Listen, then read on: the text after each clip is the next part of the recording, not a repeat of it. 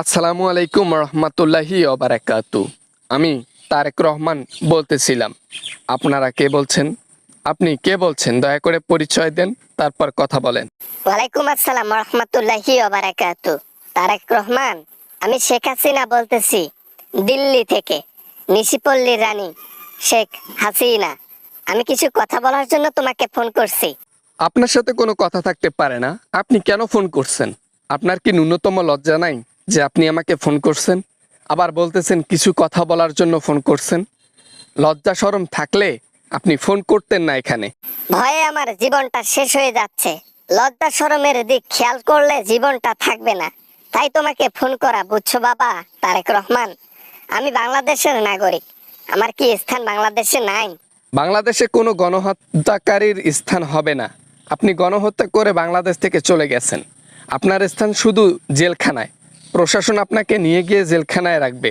এতটুকুই জানি, এতটুকুই বলতে পারবো। জেলখানায় গেলে আবার নির্বাচন করব কেমনে? আমাকে নির্বাচন করতে হবে, আর এটার জন্য যা করা লাগে করব। এটার জন্য তোমাকে ফোন করা, এটার জন্যই। বুঝছো আমি কি বলছি তারেক রহমান? আমি নির্বাচন করতে চাই, করব। তাই নাকি? নির্বাচন করবেন, ভালো কথা। তাহলে বাংলাদেশে আসেন, সামনে নির্বাচন। তো নির্বাচনে নমিনেশন নেন, আসেন, এসে তারপর নির্বাচন করেন।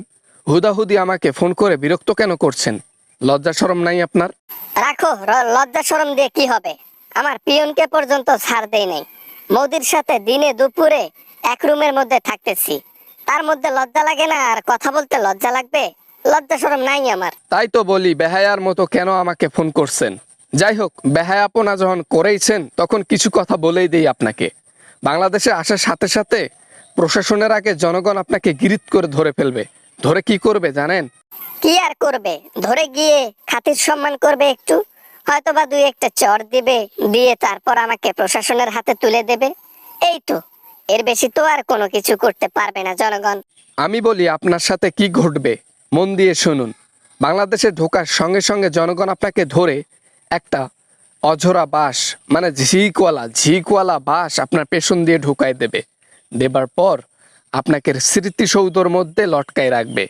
রাখার পর পুরো বাংলাদেশের মানুষকে দেখাবে যে দেখেন স্বৈরাচারের এখন কি একটা অবস্থা হয়েছে। কারো বুকের পাটা আছে এরকম কাজ করার? কারো বুকের কি মধ্যে এমন সাহস আছে আমাকে এরকম ধরতে পারা? হ্যাঁ, আরে ফাইজলামো কইরো না, বুঝছো? টুপ করে ঢুকে মুভ করে ক্ষমতা নেব। কথাটা বিশ্বাস হলো না, তাই না? তবে একটা কথা বলে রাখি, কথাটা বিশ্বাস না হওয়ার পেছনে অনেক কিছু থাকতে পারে আপনার মনে। একটাবার ঢুকে দেখেন না টুপ করে বাংলাদেশে, তারপর বুঝতে পারবেন আমি যা বলেছি তা ঠিক না মিথ্যা। হাসিনা কখনো ধরা খায় না। হাসিনা শুধু মানুষের পিছন মারে। হাসিনা শুধু জনগণের মাথার উপর কাটল ভেঙে খায়, আর সেই হাসিনাকে জনগণই ধরবে? যতই হাসান হাসো না কেন, তোমার পিছন দিয়ে মোদির কিন্তু এগুলা কথা আর বলতে ইচ্ছা করে না আমার। আসলে আমি ভদ্র ঘরে জন্ম নিয়েছি, ভদ্রভাবে এবং শিক্ষিতভাবে মানুষ হয়েছি, এসব বলতে চাই না। বলো বলো, থামলা কেন? ধুরো, ওগুলা শিক্ষিত মিক্ষিত রাখো, যা মনে চায় তাই বলতে পারবা, সমস্যা নেই। আমি খুব জলদি জলদি বাংলাদেশে ঢুকবো এবং সবার চোখের সামনে ক্ষমতা নিয়ে নেব। আগে বাংলাদেশে ঢুকে দেখান, বুঝছেন? এরকম বড় বড় লেকচার ওইখান থেকে ফোনের মধ্যে করা যায়, কিন্তু বাংলাদেশে ঢুকে বাস্তবে ক্ষমতাটা নেন, তাহলে বুঝতে পারবো আপনি এক বাপের এক বেটির সন্তান। সেটা তো আমি করে দেখাবই। শুধু আমি ওয়ার্ন করলাম যে আমি বাংলাদেশে শীঘ্রই ঢুকতেছি, আর বাংলাদেশে ঢোকা মানে আমার ক্ষমতা হাতের মুঠোয়। ওই খিচুড়ি লিগ দিয়ে সবকিছু কন্ট্রোল করব। খিচুড়ি লীগকে সেনাবাহিনী ঠিক করে ফেলছে পিছনে ডান্ডা দিয়ে। খিচুড়ি লীগ আর যেখানে সেখানে চাঁদাবাজি করতে পারে না, মিথ্যা প্রচার করতে পারে না।